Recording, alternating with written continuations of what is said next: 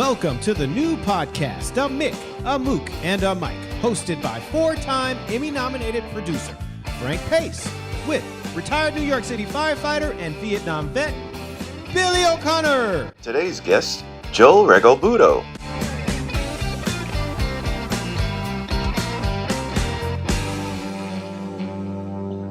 What are you doing for July 4th weekend? You doing a little pig's head and turnips or what? Oh, you know what? I don't even want to go there. But what I do want to go is I want to bring on our guest this week, Joey Regalbuto. Joey Riggs. Is that Joey right? Riggs. I like it. guys. I love it. Hey, good to see you, Joe. What you guys got going? Little. What? Yeah, it's 4th of July 4th weekend. of July weekend. That's what we do. Pig's head and turnips. I'm Irish. We boil everything.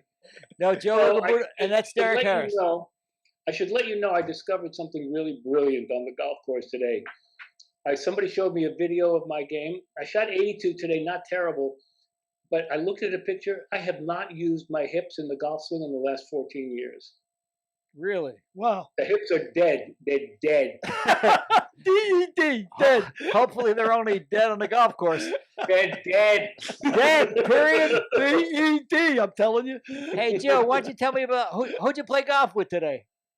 Oh my God, a cast of characters. We had, I play with a bunch of superstars. It keeps me humble. I play with, we have Larry David, who's the big shot in the group.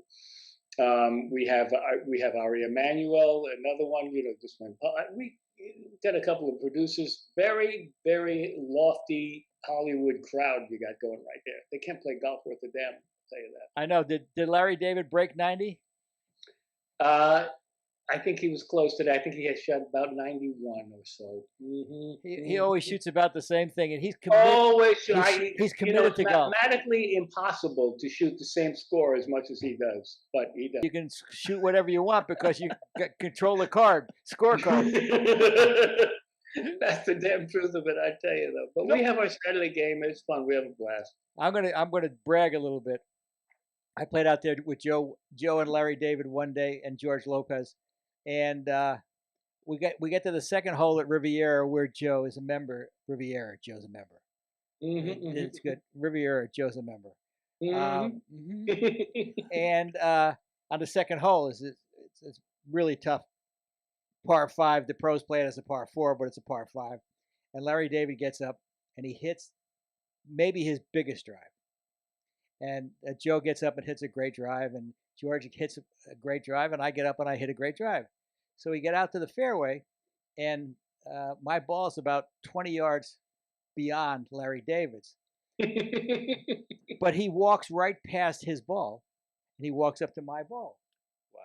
And I said, Larry, I think that's my ball. He said, no, it's not. He said, I think it's my ball. He said, no, it's not. I said, fine, knock yourself out, check it. So he checks the ball, and he comes. He gets all grumbly faced. And he walks back and he says, "You look like I could kick your ass." I said, "You'd be wrong." That seems like it's out of character. And then he didn't talk to me for the rest of the round. He did. He couldn't believe it. I remember that shot. Oh my God! But I remember other things more about that because, we're playing with George Lopez, who's a good friend of both Frank and I, and worked on his show for a long time. As a director, by the way. We'll get into that later. And so they came over to Riviera to play with me. Little do I know, they're up in the pro shop. They're buying shoes. They're buying cashmere sweaters. And whose tab is it going on? It goes on Joe's tab. It goes on Joe's tab. And I do not like to spend money. Ask Frank. He knows about that. He is cheap as the day is long. So this was ruthless. They went in there. George, nice. I love it. $100 sweater. Yeah, he bought a $400 Argyle sweater. He put it on Joe's tab. All I think I bought was a hat or something. You didn't have the heart to stick it to him. Huh? I didn't have the heart to stick it to him. I mean, I thought they were going to buy like a little ball marker or something. Souvenir. So, Joe, Billy, why don't you why don't you start off, Joe, with a question? I know you got a page full of them. I got tons of questions for him. Tons of, I tell you, you're playing out in the Riviera. It's a long way from Van Cortlandt Park there, Joe. I tell you that. From the Bronx, a long way from the Bronx. Ain't that the truth, You Mike? grew up in Brooklyn, though, right? You're not from the Bronx. No, actually, I was born in Brooklyn for a couple of years. Then we moved to the Bronx. Now, I understand you're from the Bronx, or is that just an accent I'm hearing? Yeah, that's it. I'm from the Bronx. the accent you heard is from Tuscaloosa. But, So, I lived on, as we were just kids, I lived on Allerton Avenue. Do you know well, Allerton? sure, Allerton Fields. And it's right a block away from where they ended up building Freedom Land. You remember Freedom Sure, Land? I remember Freedom Land. I saw Stevie Wonder there when he was 12 years old. He didn't Singing see. Fingertips. He didn't see you. No kidding. No, he didn't see me. No, for sure. You could see their one big thing, Frank, was the Chicago Fire. You Yep. could see it from the parking lot. They would have the Chicago Fire that would go off like once an hour. I think But- that later became Co-op City. I'm pretty sure they tore Yes, Freedom. it did. Gigantic co-op Yeah, city. Exactly. But yeah, the Bronx in them days. I mean, like we used to sneak into Freedom Land. You know, and I saw Stevie Wonder singing Fingertips. 12 years old, little That's Stevie. unbelievable. Yeah, way back when. But Yeah, we moved. So we went from Bronx, then we went over to Jersey. My father always worked in the city on 14th Street. So you know, the tri-state area. And I understand you went to New Milford High School. I went to New Milford High School, and I used to make trips to New Milford, periodic trips to New Milford, because my wife's sister married a fella, and they lived in New Milford. So Get outta we here. used to go to New Milford on Bulger Avenue. I don't know if you know where that is. Bulger Avenue in New Milford. And I have two cousins that I guess went to New Milford High School as well. They were younger than you, but they went well, to you know, New we Milford had High School. Milford High School is a place. Guy went on to the play pro football. Ed Marinaro, you know Eddie. Sure. Frank. Sure. And yeah, he was a year younger than I was, and that's our claim to fame for New Milford High School. He was really good. You could tell right then he was like 6'2". He could move. He could run. Oh my God. Yep. But, yeah, there's think about some athletes, like just like we talk about that often, that they're just bigger. They're not bigger in size, they're not bigger in weight, but their bone structure. You just know they're bigger. This guy, he's a great guy. I'm still friends with him. I still see him. He used to get in front of the mirror with, you know, he had one of those neck things on, and you know.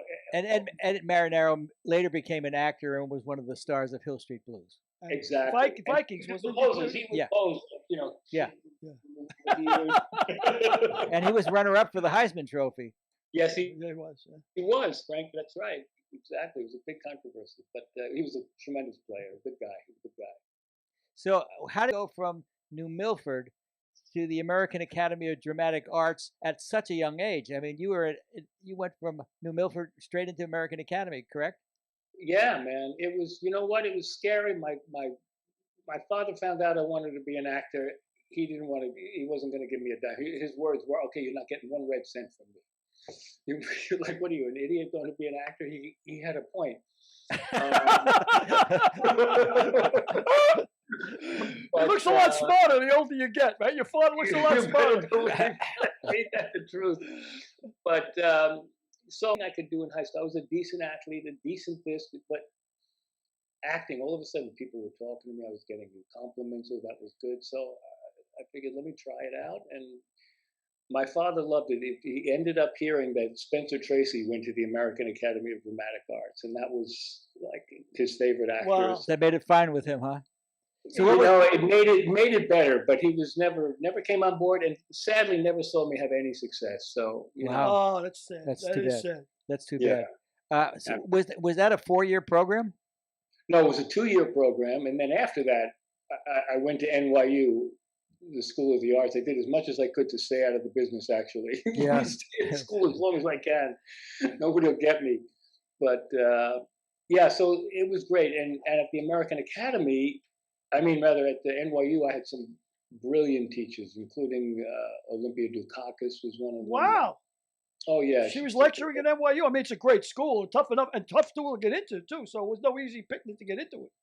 Well, you know, back then, man, there were 40 kids It was now it's like a big thing. They go on Broadway. There's like hundreds and hundreds of kids. Then there were 40 kids, and it turned out 19 graduated. Wow. Wow. Yeah. So it was really small. It was over there on 2nd Avenue and 7th Street. But there were some really good teachers there. And then I had to go out and try to find a job. Yeah. And how did that go? Yeah, that's a Oh, we know how that goes, don't we?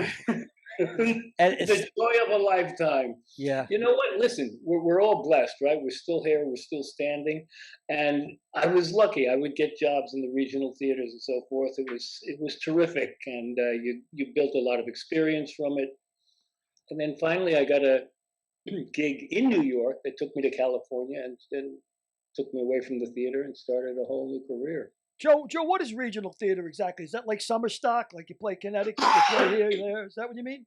Excuse me. There's theaters all over the country that are. There's the Arena Stage in Washington D.C. There's in Minneapolis. They have the Guthrie Theater, Syracuse Stage. There's all these theaters for the cities. They do a lot of plays, a lot of classics, and some new plays. So it's each city sort of represents. They have their own theater and setup, and you get it mostly hired out of New York at that time. And you'd go in and do these plays. What would you get, like a 3-month run or something like that? Or? Yeah, exactly. It would be like 3 months. You'd go do a thing. The Guthrie Theater, which I was there for a year, we did a whole season. That was a revolving rep. You'd do one play one night, one play another night. So it was Good training, though. Must be the best unbelievable training. That's Yeah, incredible. How you do one part one night, then you got to come in and do a whole new play. It's a different part than You do a play. You know, you rehearse them all different things, but yeah, you're shifting around. It's Wow. it's tremendous. You'll end up doing 6, 7 different plays at the end of a season, which is great experience. Just great. That's incredible. No wonder you really own your craft. No wonder you got so much credit. I'm looking at 63 credits as an actor and 20 my credits God. as a director. Oh my God! You know what? Frank had a lot to do with the directing part. I'll tell you that. And but it was, you know, going to be a director. I'll be perfectly honest with you, was not some kind of I've got to do it. I can direct better than anybody. I was scared shitless. I didn't know if I was ever going to act again. You know, it's so difficult out there. I said I want to stay in this business. I think I'm good at it. Let me try to learn another craft. So I spent hours just sitting and observing some good directors, and producers allowed me to come in and watch what was done. And then little by little, they started giving me a chance to do a couple here and there. And do you find that more gratifying than acting? Or I'm just curious. You know, I can't say more gratifying, but it's fascinating because when you see an act, if you're directing something and you see an actor nail it, you're just cheering completely. You know, there's a little bit of competition with acting, I think. You know, you always want to be the best guy out there. You want to be this and that. But when you're directing, you're rooting for everybody. It's really kind of cool. I love them both. You know, acting will always have me by the throat. It's what I started with, and you know, love to do it. But directing is so rewarding. You're like the coach, I guess. You're just hoping for the whole team. You know, you're like a coach, and you've done enough of these comedies, so you kind of understand where the jokes are, what's working, what the relationships are, and so forth. And you know, hopefully, you steer everybody in the right direction, and don't take all night doing it. Yeah. So when you got out here, you know, like Billy said, you have a long list of credits from The Goodbye Girl, Eight Is Enough, Cheaper, To Keep Her, Schizoid, Lou Grant, The Associates, I'm a Big Girl Now, Bosom Buddies, Barney Miller. What was your first real? I mean, you were making a living, but you were really. I don't want to. Yes, you're exactly right. You weren't playing golf with Larry David. You weren't playing golf with Larry David. No. That was off in the future. Larry David wasn't playing golf with Larry David. And you know what? It was tremendous, man. All of those parts were. I came out to do one with. Right off the bat, I had maybe worked with probably some of the best people in Hollywood. I did the show called The Associates, which was produced and created by Jim Brooks and Ed Weinberger. And that was the ad agency show, right? That was a bunch of lawyers. Lawyers, right. And Wilfred Hyde White was in it. Martin Short was in the cast. It was brilliant. Got great reviews, but only lasted 14 shows. They were going to give them some more, and the guy said, "No, if you don't give us the full bucket, we're not Yeah, gonna do it." he showed them. Yeah, that's exactly right. Right. So that went off, but But- it was tremendous. It kind of set you up there. People knew who you were, and then I started doing all these shows, which you later realize are classic shows. I mean, Barney Miller, Mhm, Frank. I did 2 of them, mhm. and you never played a guest star twice in the same show. You play one guest star, and then they look for other actors. So I actually was an Agent Orange salesman. And the other guy was hilarious. He was a New York garbage cop, and Barney Miller took him in because he was firing warning shots when people dropped their candy wrappers on the floor. That's perfect. You know, Wilfred Hyde White's son, Alex, read my book. Our He book. did. Our Yes, book. Did the audio, Billy in that's my right, book. yeah. He sure did. And he co-starred with Billy O'Connor, who read the preface, the introduction himself. And well, Hal Linden, the star of Barney Miller, right? That guy was from Parkchester. He was from the Bronx too. Hal Linden. Yeah, he's a Parkchester guy. He's a Bronx guy. Oh my God. Yeah.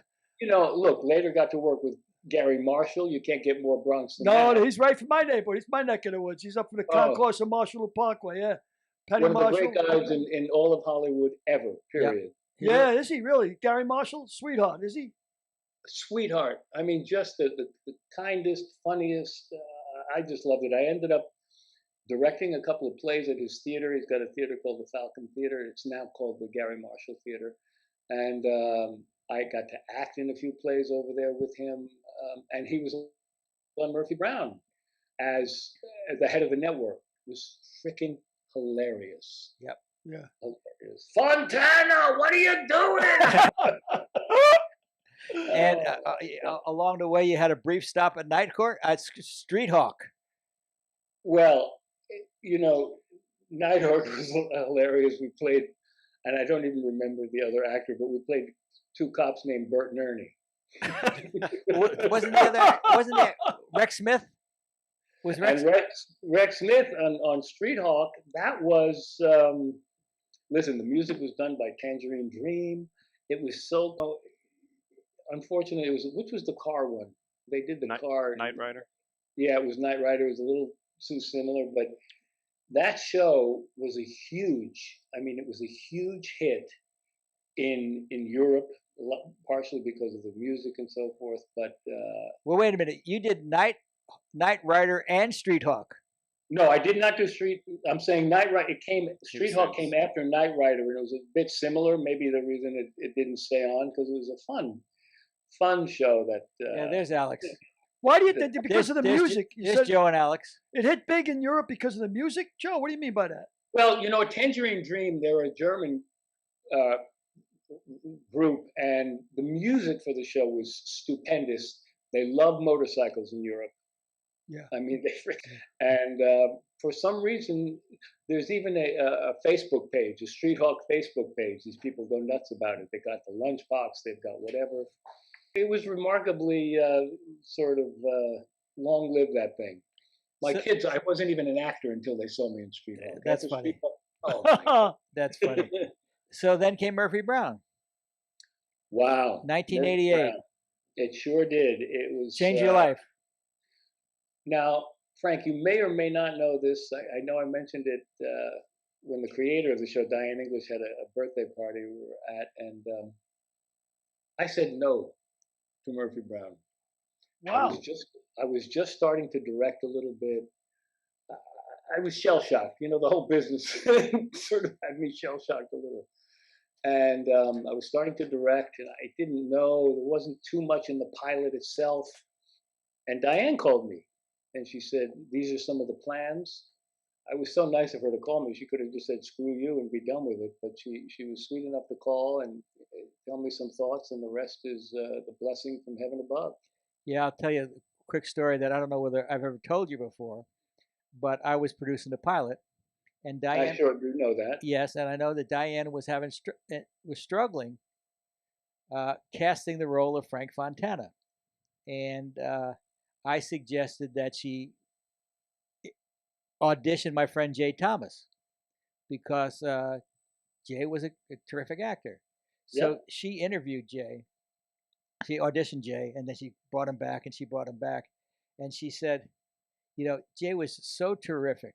I mean, he was really terrific. She said, I almost thought about making, and her words were, I almost thought of making Frank as slimy as Jay was. But at the last moment, I didn't, and then we fortunately got Joe, and the rest is history. What do you think caught her eye, Joe? What role? That's anybody's guess, but all I know was a riot because the first 3 years, or 4 years, or 5 years, there must have been 7 guys who auditioned for Frank, came in to do guest parts. And Jay was one of them. And Jay ended up having a semi-recurring role. Yes, and he won 2 Emmys for it as well. Yeah, it was. God only knows, but it was terrific. She had a lot of faith. She had a lot of faith in all of us. Diane English did, because the network didn't want, believe it or not, even Candice Bergen, for God's sake. Really? They didn't want anybody.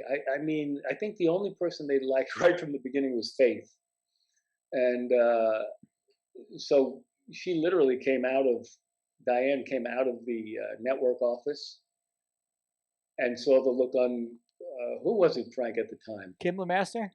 Yes, Kim LeMaster, and just turned around and walked back into that room. Supposedly, he paled as she walked back, and she convinced him to take everybody she wanted, and she was right. Pretty cool. She was right. And Diane English had already written successfully for a number of shows, or she just had this vision. She had written My Sister Sam. Uh-huh. That was a big hit, and she had also done what was the Foley Street show? She had done. Yeah. All three of Alzheimer's disease.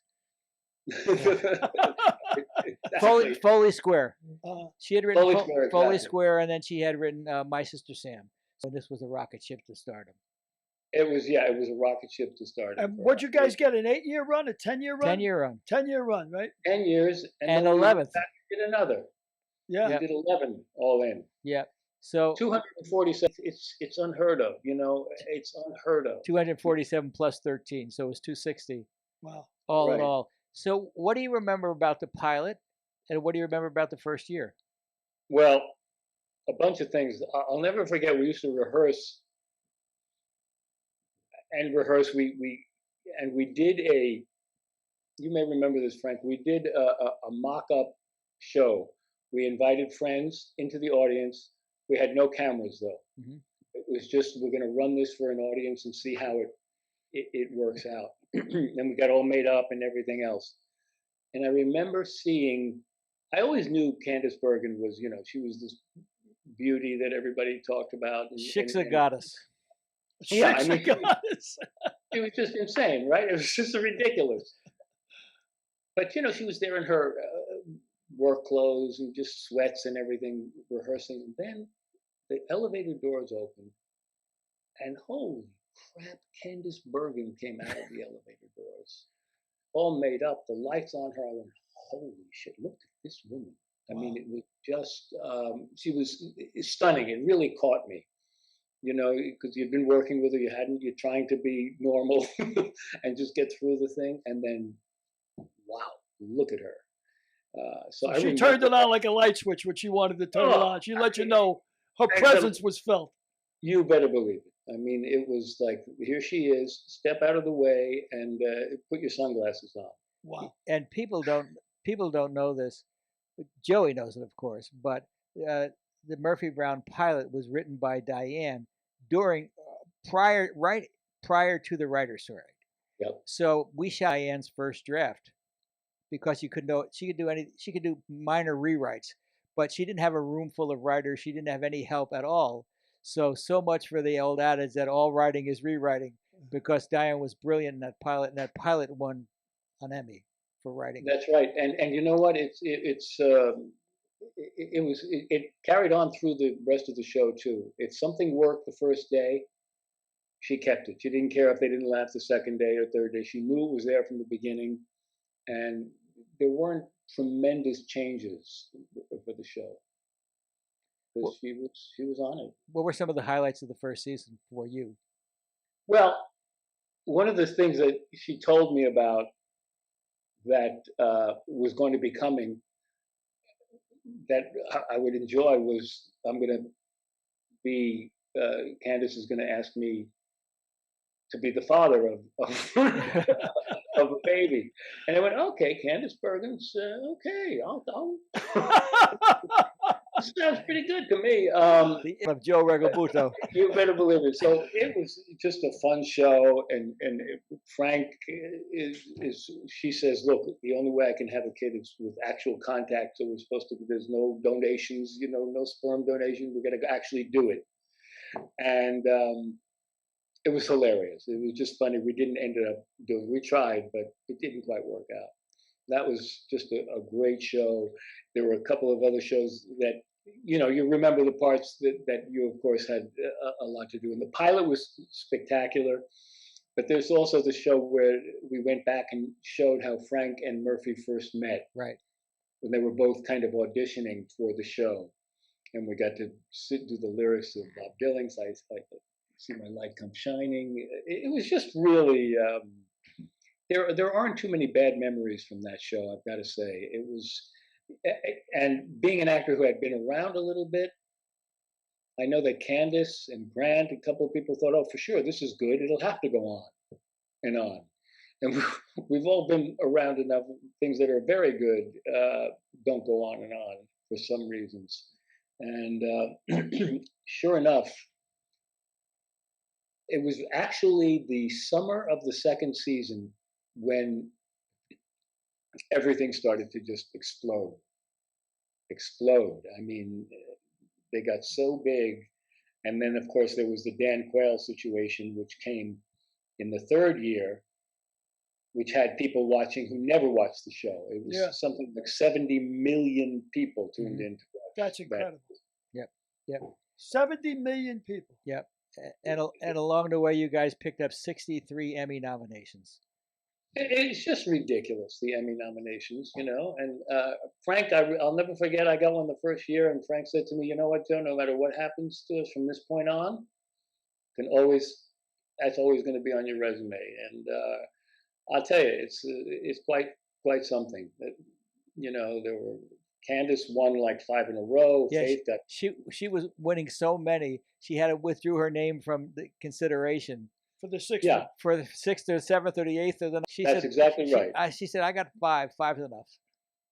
Wow. Yeah. Gracious woman. And I mean, Candace is the best. I mean, she was terrific. I was watching something because you talk about the guest stars that have been on that show too.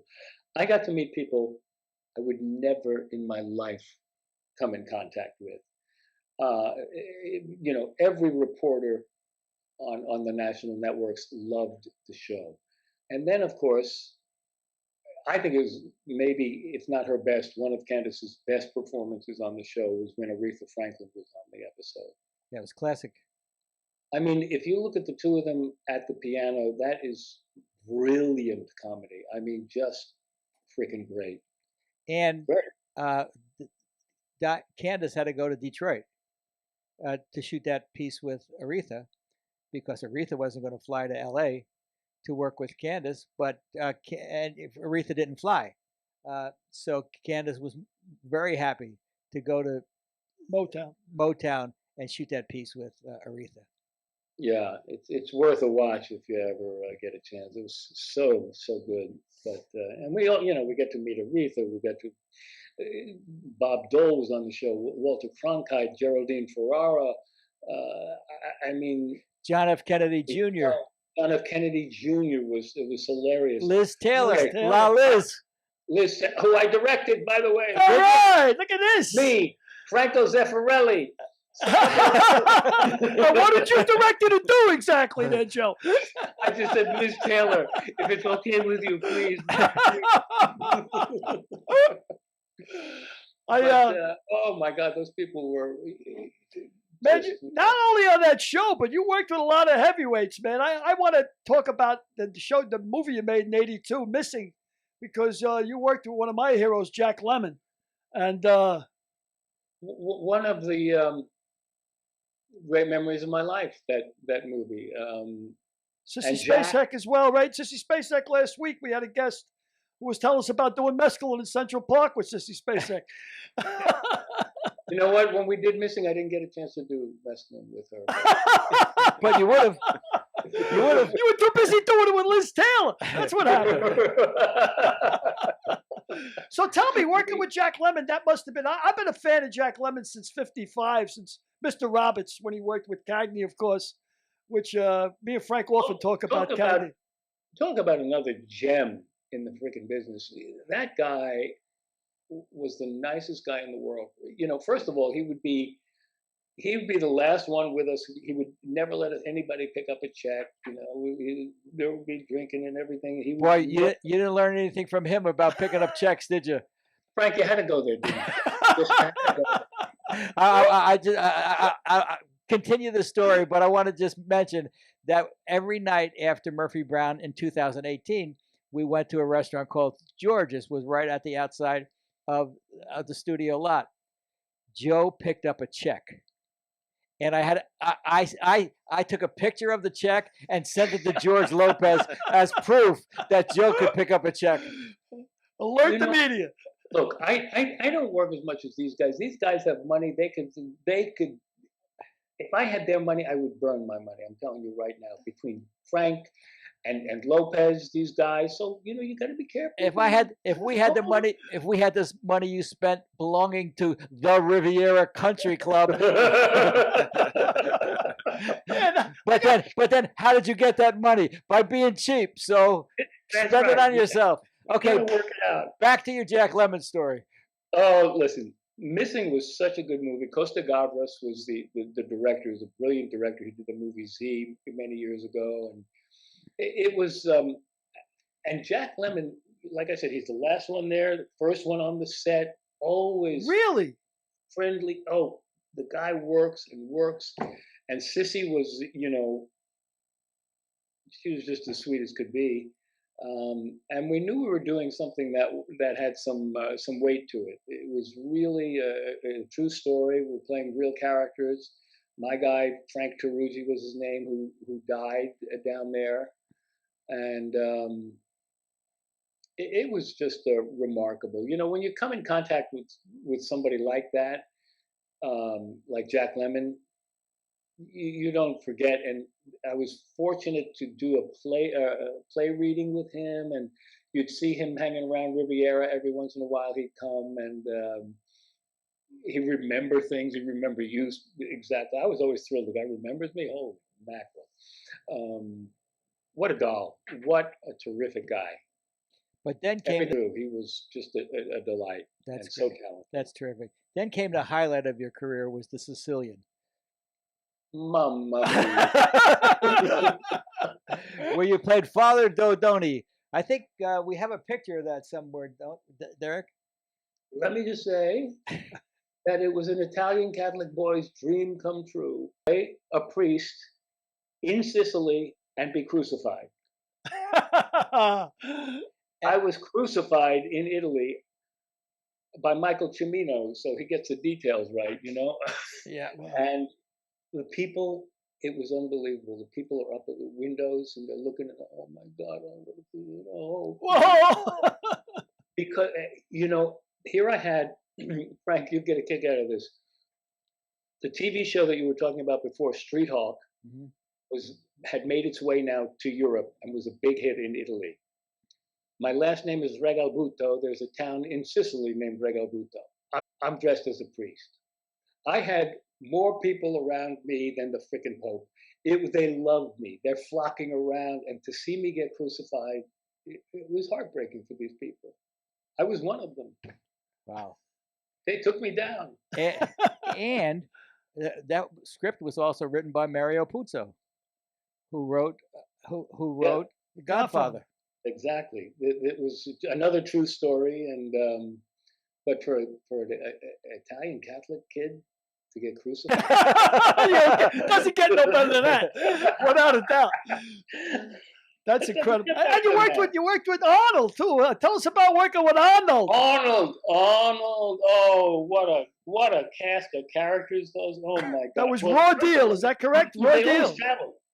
They travel with a group. Excuse me. Arnold brings he brings a truck. He brings a whole gymnasium down there. Right. Again, this was in the '80s. I doubt he still does. He brings everything down there, and he gets everybody working out. But he runs with a group of people. Like one of the guys who's his main guy is a guy named Sven. I haven't seen Sven in a long time. But you're there. You're sitting at the coffee, and they're saying, all of a sudden, you're looking this way, and somebody puts they take the hot spoon out of the coffee and put it on your neck. Goes, welcome to the group. So these guys were crazy. Sven was in charge of that was the initiation guy. Welcome to the group. Wow. But it was fun. It was the first time I was ever in one of those movies where they just they have to put squibs everywhere and shoot up an entire bar. I find it so boring because you're sitting around waiting for them to set the set, and then you go on for like 7 seconds. So the special effects are the star of the show, really. Special effects are it was fun. It was a fun thing to do, but a very different kind of movie for me. But I played a lot of really crappy, nasty people. I mean, I got to kick the crap out of Michael Douglas in the Star Chamber. I played a really bad guy, and I mean, how many guys could say they beat the crap out of Michael Douglas? Come on. Probably a lot in real life. They're probably, I, for whatever reason, that part, I've been so blessed with working with so many people that were so famous. It's like it gives you a look at a part of the world that you never thought you'd be near or around. You're doing the scenes with Clint Eastwood. You're doing stuff. It's just remarkable karma for me to sort of have the opportunity to work with some terrific people. For a little guy from Brooklyn. For a Brooklyn kid, yeah. From Allenton Avenue. Or as Candace used to say, Joe from the New Jersey Shakespeare Festival. That ain't bad stuff, though, boy. That's pretty good stuff. And you made the movie Lassiter with Tom Selleck, and you seem to have a working relationship with him because you ended up on Magnum PI. So you know what? I worked with that man 4 times. It's funny. I did the very last Magnum that they ever did, and one before that. I played his best friend from back home. So that was really fun because both parts were really good parts. And then one of the best things I ever saw Tom do was a movie we did called Divorce Wars. I don't know if you guys ever heard of it. It was a television movie and really well done. I played a guy who wanted to have a nice, peaceful divorce, ended up wanting to kill each other. lawyers. Yeah, exactly. And then Lassiter, we filmed in London, and Bob Hoskins was in that movie. Yeah, I saw that. Robert Hoskins. And Lauren Hutton was in that movie. Jane Seymour. And we were shooting period all over London. What gets better for an actor? I don't know. And you did this all married to the same woman for 49 years. It'd be 50 years in August. No, it'll be 49 in August. 49 in August. Rosemary, Can you believe the this? lovely And look at Rosemary. me. I'm barely 60, and I've got a wife that young. I know. Can you imagine that? Well, that You know that what, makes me. Frank, and you know this, Frank, as well as anybody does. How long for you now, Frank? My entire life. I've been married my entire life. I have no recollection of anything before. Nothing different ever. I've been married to the same woman for 40. I've been in love with the same woman for 40 years. My wife finds out, she'll kill me. Yeah. It's just, you know what? There she is. There she is. And she is a wild, wacky, dynamic woman. She She's is. so She loved her martinis after the show. She, she's still with Meals for Wheels. Meals on Wheels. Meals she's on been Wheels. President Emeritus for 27 years there. She spends 27 She's years. great. And you know what? Unlike me, the woman never worries. She's never worried about where's the next job, where's the next dollar. Thank God for that. And always supportive. I mean, come on. That's remarkable. I mean, when somebody says they're going to be an actor, if your son said he's going to be an actor, you'd say, "Don't do it." You're right. You do like my father did. You said, "I'm disowning you." Yeah, Yeah. exactly. You're dead to me. You're dead. You're dead to me. You're not going to get one red cent.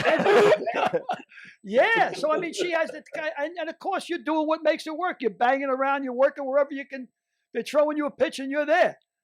That you got it exactly, man.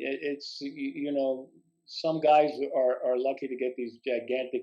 Although there's not too much bigger than Murphy Brown was, I will say right off the bat. Yeah.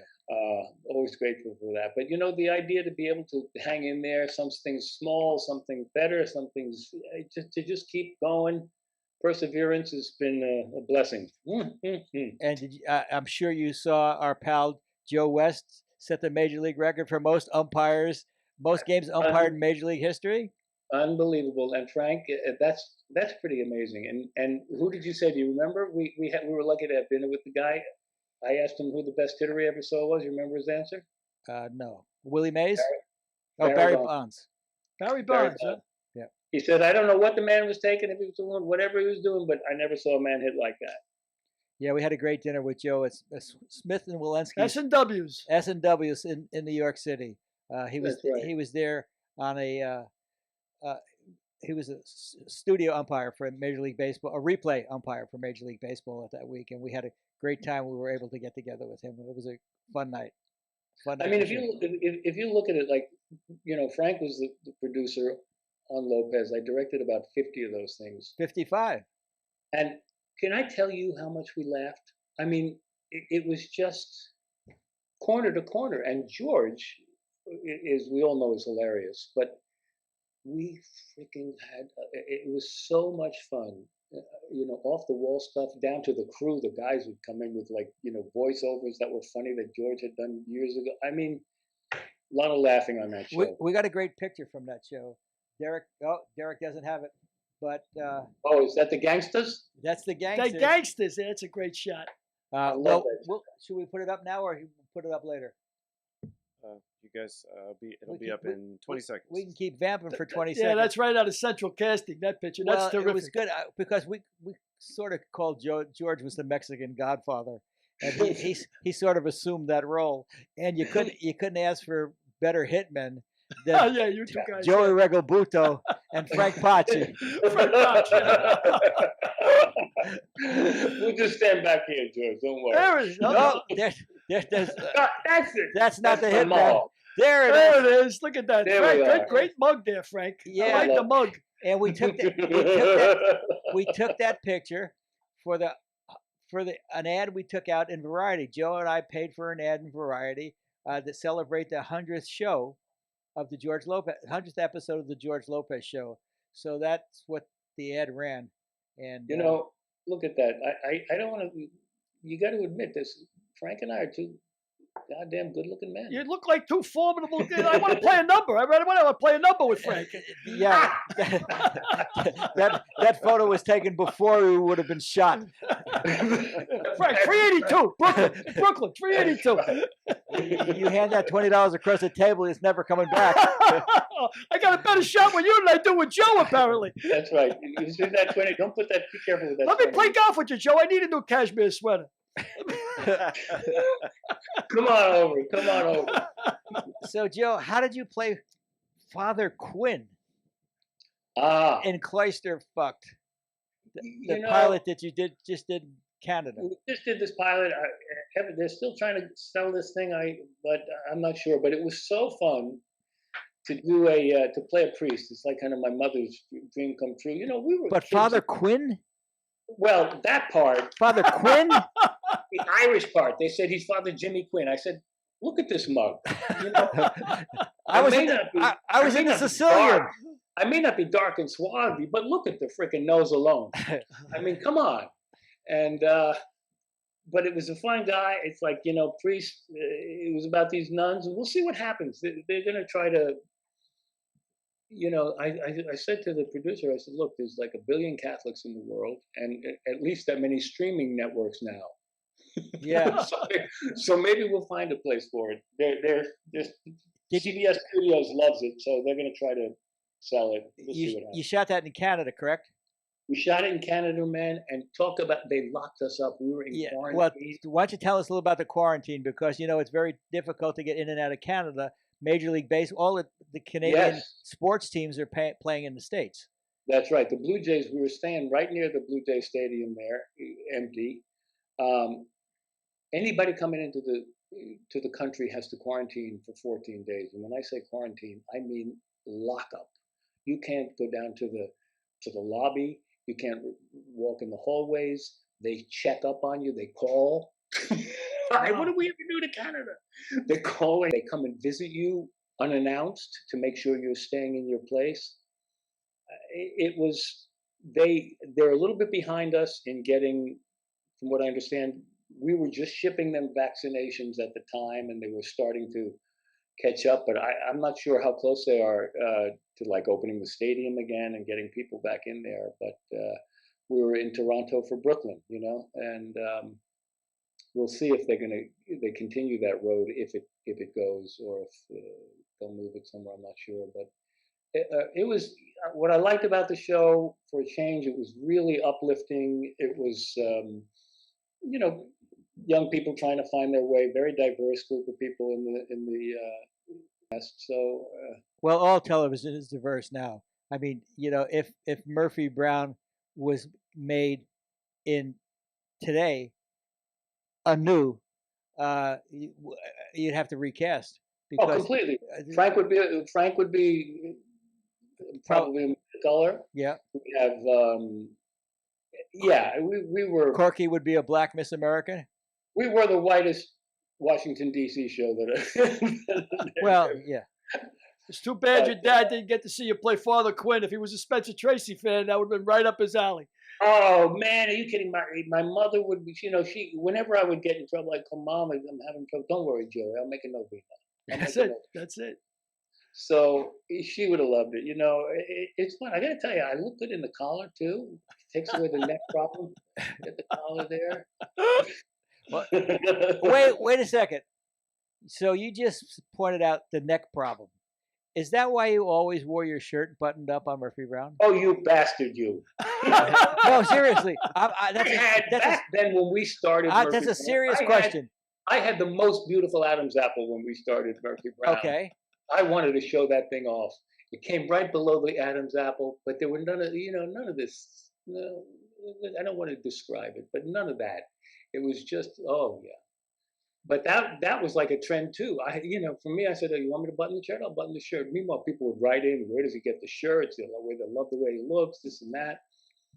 That show was off the charts in terms of how much it ground it uncovered. When I went to vote during the Dan Quayle thing, people would say, oh man, you're the closest thing to a real player I'm going to see in this election. And the people you met, the situations you were in, the changes you made. I mean, a woman coming back from drug rehab and relationship with all these people. That show was crazy good. Miles ahead of its time, huh? Yep. Oh, it just, when you think about it, I mean, we did shows on everything that's going on right now, including, bigotry. We did them on office, sex in the office. We did it, just everything, Midwestern, how they react to certain things. It was a lot. And a great gift, even though it was an underwhelming success, was the 2018 reboot, because it allowed us to get the band back together again after 30 years after the pilot. And it was really a great experience. It was first of all, those kind of things, they don't happen to people. Right. To get back with everybody, it was a love fest. We were so thrilled to be doing what we did. We didn't hold back any punches, right or wrong, whether the audience liked it, didn't like it. It was clear what we were after, and nobody held back. I personally, it was terrific for me. Got to direct one of those episodes, and the writing for Frank, I loved it. The last year, look. We first went in. We went into the place, and Frank managed somehow to get every stick of Murphy's apartment exactly the way it was, the furnishings, the whole deal, and people went, and the same thing with Phil's bar. So when we went into the set, I mean, the women were crying, everybody was emotional about it. It brought back such memories of so many things, but there was that kind of attention to detail. Everybody was thrilled to be there and gave it everything they had. Yeah, it was a marvelous experience. Yeah. And again, the first time round, again, the 13 episodes were such a gift because everybody went their, pretty much went their own way on the first time around. The first 10 years, everybody went their own way, but everybody was in New York this time, and everybody was going to George's restaurant. And after every show, yes, there was like a clubhouse feel, and everybody went. Yeah, Bette Midler starting the show, she went. John Larroquette starting the show, he went. All Peter Gallagher, he went. Everybody we had on the show went to the bar and just ate and drank. They were having such a good time. They didn't want the night to end. They went right to the bar. They didn't want the week to end. Yeah, you're right about that. And Frank mentioned Bette Midler. I tell you, Faith and I were backstage, and she had to do a scene. This was freaking Bette Midler, man. This was Bette Midler. We literally ran out, even though we had an entrance coming. We ran around to see this performance. I tell you, I got goosebumps watching it. She was. Freaking, you're watching Bette Midler, man. Yeah. I get it. And again, she's in your show.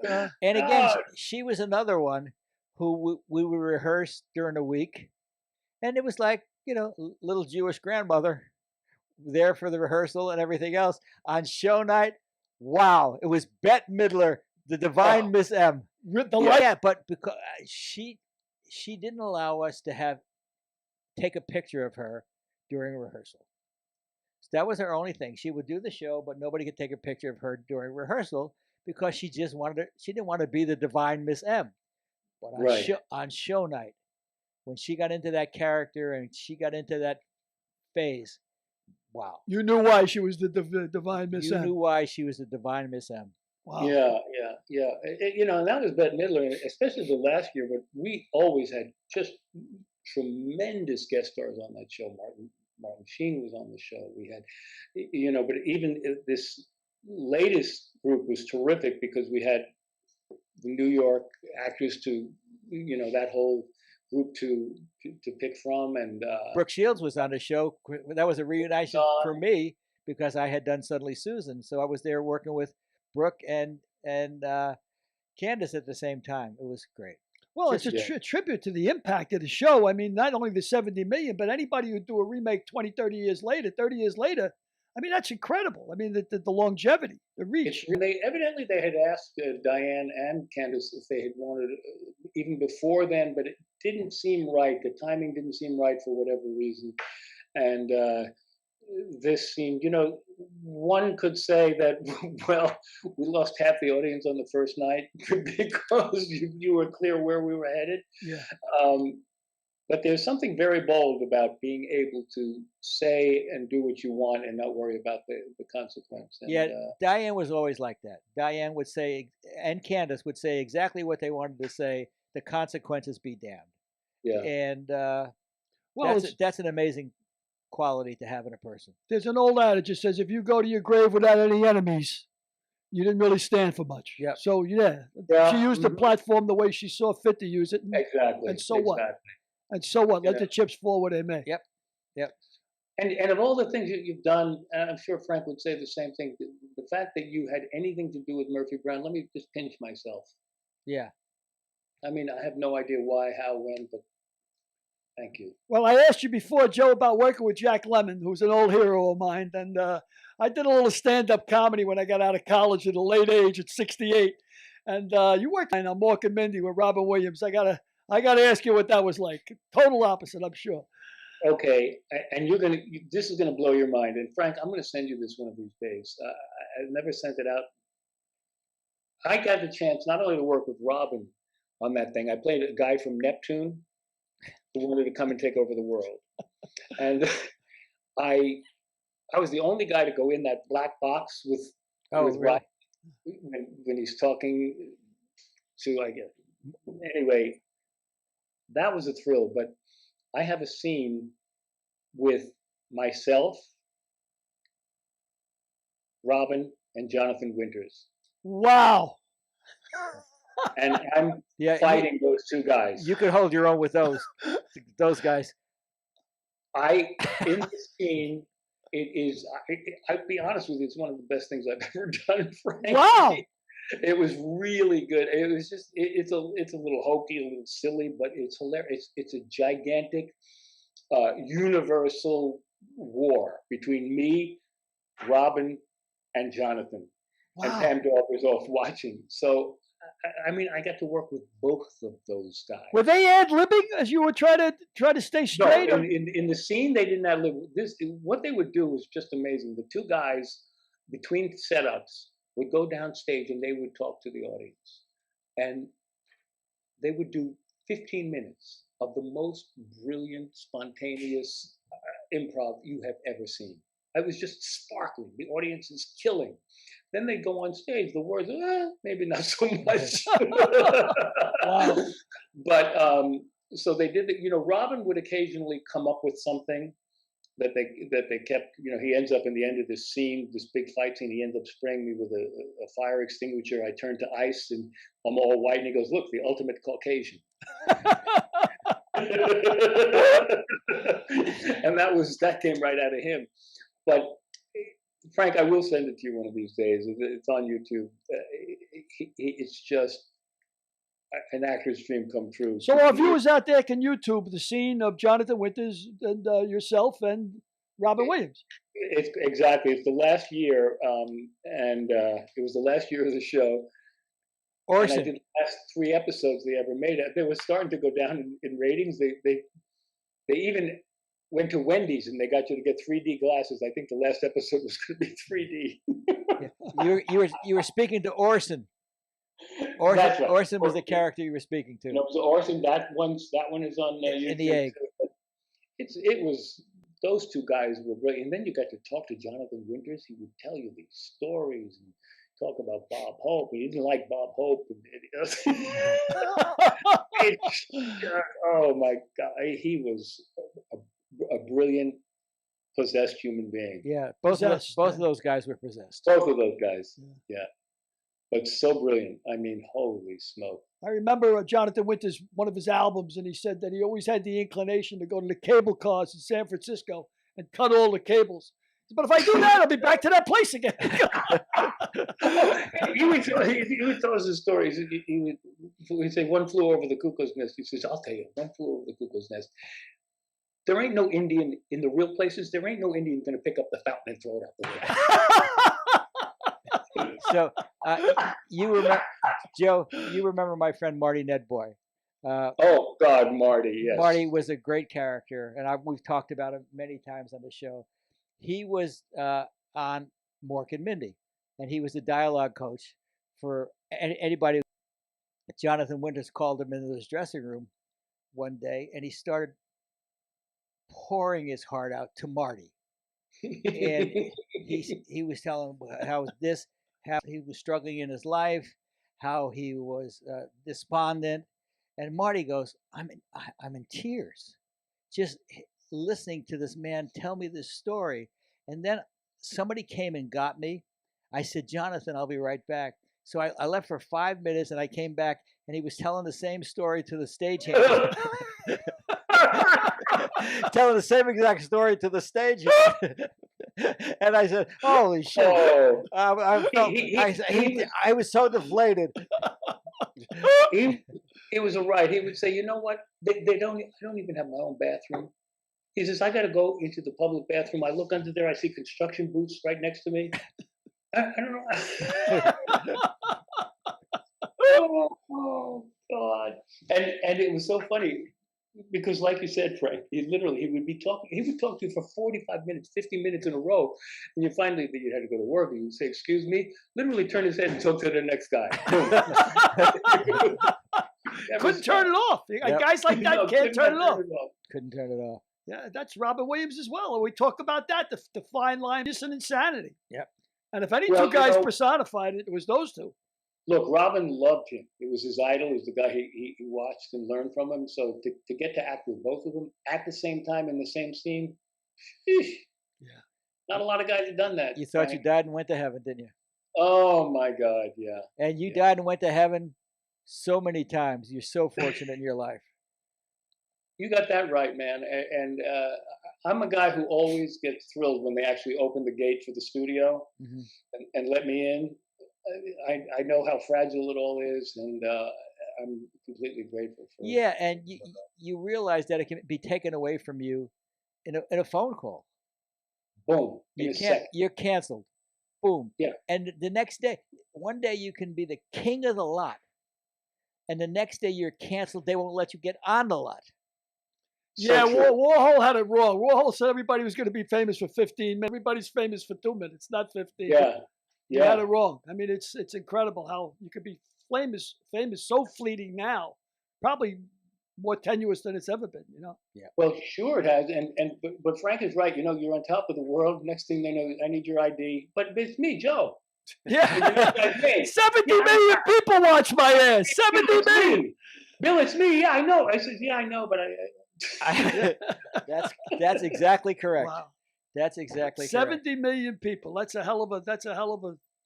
Well, that was remarkable. That thing got so big everywhere, like I said, with the Dan Quayle. I mean, Candace didn't want any part of it. She was on the front page of every newspaper. Newsweek, the newspapers, the Times. It was just, we forget how big some of that stuff was. And she didn't like that kind of adoration. She didn't need it. She didn't want it. Well, that was a major slam by Quayle, that kind of criticism of the show. So, but the one thing she didn't want is she didn't ask to be on all those covers for that reason, you know. She didn't perpetuate the publicity. No, she understood it and respected it, but she didn't perpetuate. Right. She was very good. She was very articulate when she went in front of the press. So she was a great spokesperson to have for the show. But when it came to that Dan Quayle thing, she really didn't want any part of it. Derek, you got any questions for Joe? Joe, who's your favorite actor of all time? Of all time, wow, that's great. I would have to say, when I was growing up, and for a long many years, it was Laurence Olivier, and I think now.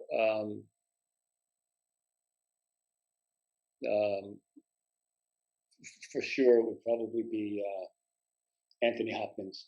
Wow! I know they're both English, but Anthony Hopkins is freaking brilliant to me.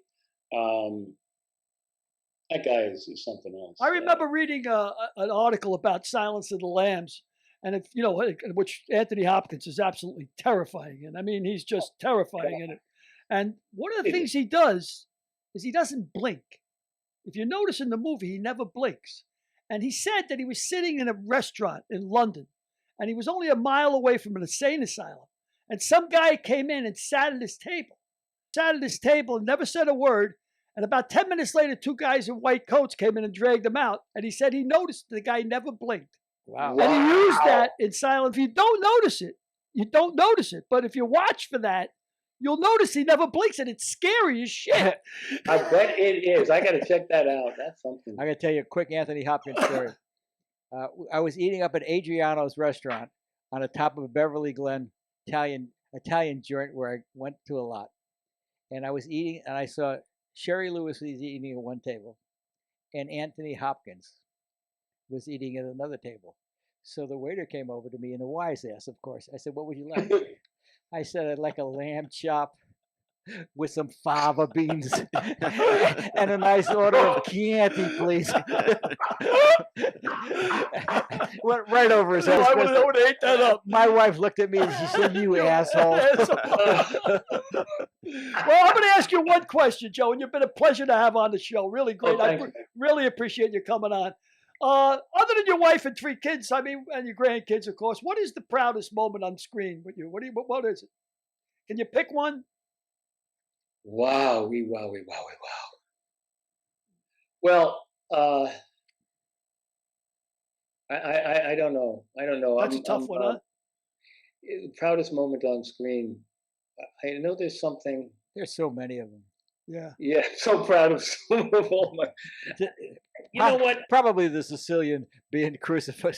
Being crucified with a high. Being crucified in Rome is pretty damn good.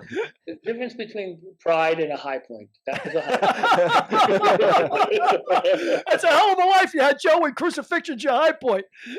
You know, a couple of moments acting that haven't been seen. Like, for instance, I got a chance years ago to audition with Robert De Niro for a movie that he did with Meryl Streep called not Starting Over, but anyway, I can't remember the Alzheimer coming in again. But at any rate, I got to audition with him 3 times. Once was at the Chateau Marmont. Once Ulu Grossbard was directing the thing, and then they actually flew me to New York before they decided to give the part to Harvey Keitel. Yeah. However, acting with him, I didn't feel in awe. I just felt like I can do this with anybody. Mm-hmm. And it's you have those flashes every now and then. So I'm very proud of that kind of thing. That I'm sort of scared of a lot of things, but one thing I've never been too afraid of is down deep. I feel like my abilities are okay, and if I trust them, I do well. When I start to not trust them is when I screw up. Well, that's certainly validation when you're working with De Niro and the people that you've worked with, Joe. I mean, you've got quite a resume here. It's a blessing, a real blessing. And I will tell you this: you're with Rosemary. You know what? You got that right, my friend. You got that. She'll always have your back. You know that, no doubt about it. Well, Joe, you guys are a lot of fun. Terrific pal for a lot of years, and we're so happy to have you. And I'll look forward to playing golf with you again at Riviera soon. Great. Thanks, my friend. Be well. Love you guys. Nice meeting you, Joe. Pleasure. Thank you very much. Take care, boys. Bye-bye. So, it was a pretty good guest, huh? Great guest. I mean, I say that every day. Yeah, we do. But you know what? We do get good people. And I'm going to take a line from Joe. He said that because of acting, that he got to meet a lot of people he never would have met. Well, thanks to you, I met a lot of people that I never would have met. And I mean, there's some really fascinating people we've had on the show. We've been blessed. And most of them are friends of yours, a few friends of mine, but majority are your friends. But for me, it's a hayride. I mean, this is great. I'm getting to meet some fascinating people.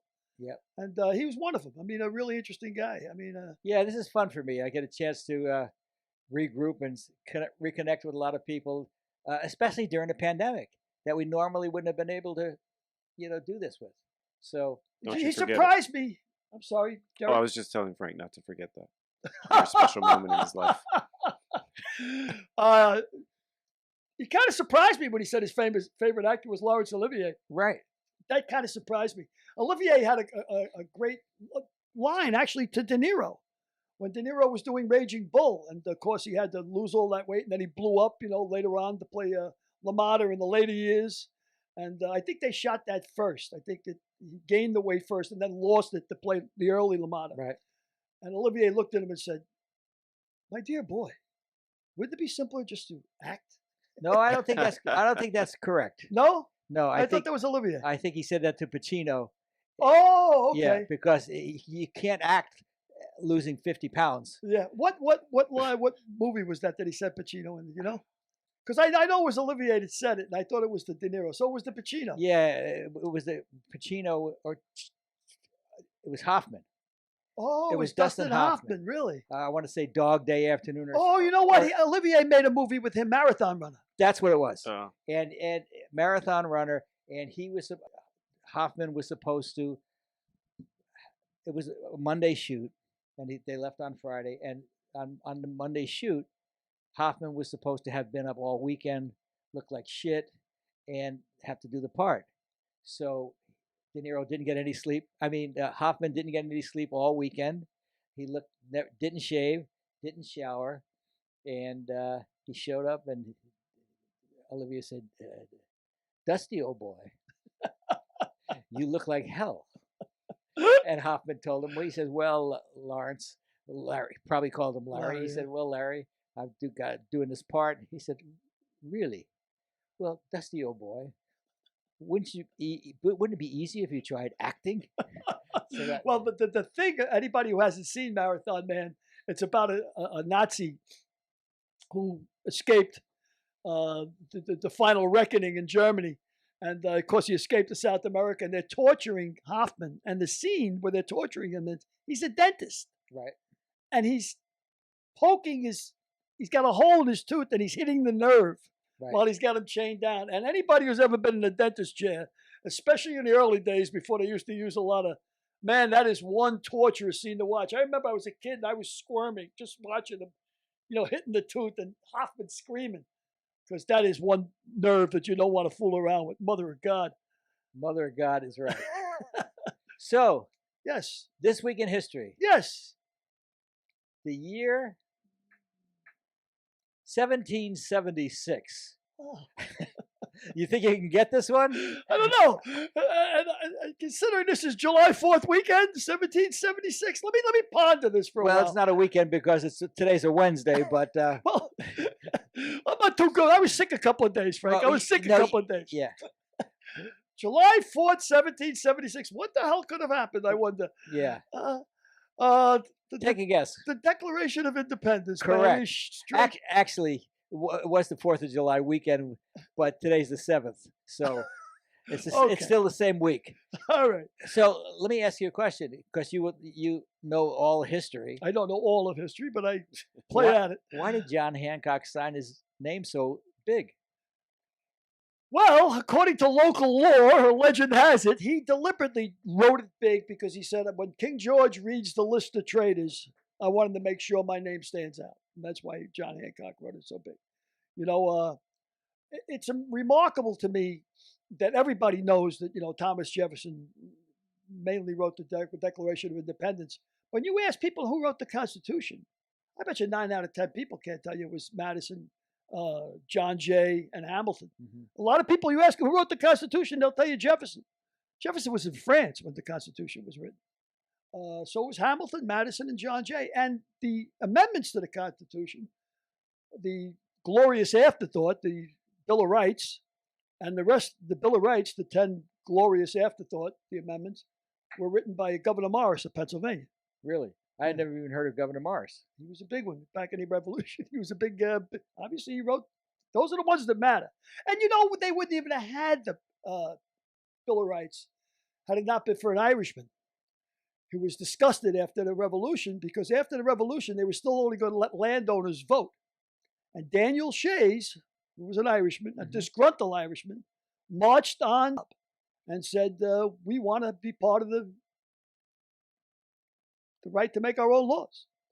So we can thank the Irish again. Jesus, were remarkable people. Yeah, that's somewhere along the way we stopped integrating people into this country and began trying to keep them out. The immigrants have made this country.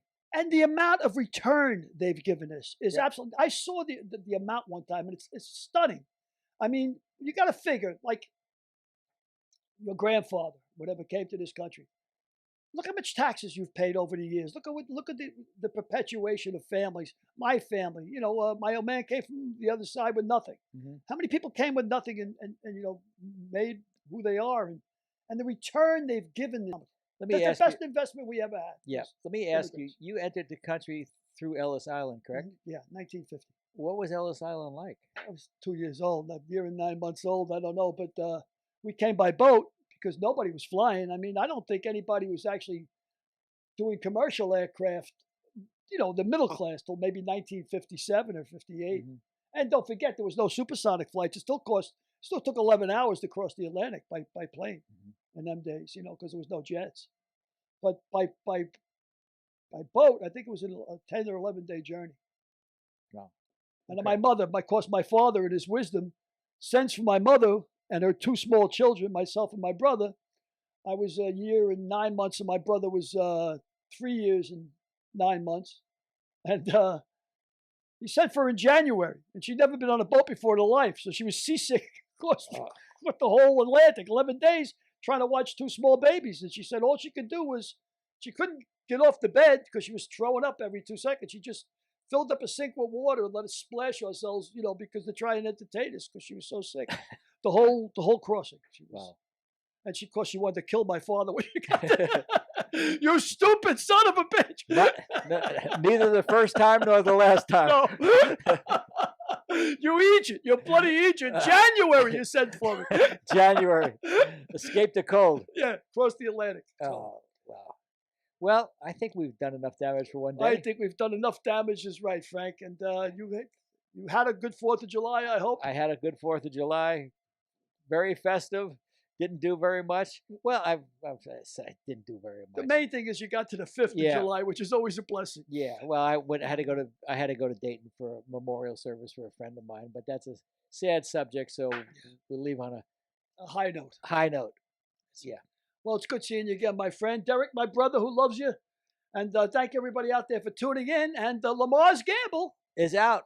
It's out there. It's on the shelves. It's flying off the shelves. It's flying off the shelves. Flying. Matter of fact, you're gonna have to grab it in the air because it's actually flying. Yes. If you're interested, go to Amazon to find it. And if you can't find it on Amazon, go to acclaimpress.com. And if you can't find it on acclaimpress.com, we've got it on a mick-a-mook-and-a-mike.com. So you have plenty of opportunities to pick up a brilliant. And it's not just brilliant act of faction. Yeah, and it's not just about football. It's about that whole turbulent time in the 60s. And anybody who lived through it will love it. And anybody who doesn't know about the 60s, well, you really should, because it was a hell of a time in history. Yeah, my friend Dwight Hicks, who played on the Super Bowl champion 49ers in the 80s, he read it, and he was so sweet to give us a testimony for the back. He said it opened his eyes to a lot of facts about the game he played. It was anything but a game. Well, that is really gratifying to come out of somebody like his mouth, right? Dwight Hicks. And he'll be a guest on the podcast of Mick, a Mook, and a Mike soon. So I get to meet more cool people. Wonderful. Keep them coming. Thank you, Derek. Thank you, Derek. Thank you, people, for tuning in. We appreciate it, as always. And remember, mick-a-mook-and-a-mike.com for blogs, for anything you want. We got a lot of. We deliver lunch. We deliver breakfast. No problem at all. Just get on a Mick-a-Mook and a Mike. Anything you need. You need weed, we're there. Thank you. Good night. Thank you. Good night. Next week's guest, CEO of Cremo, Matt Biggins.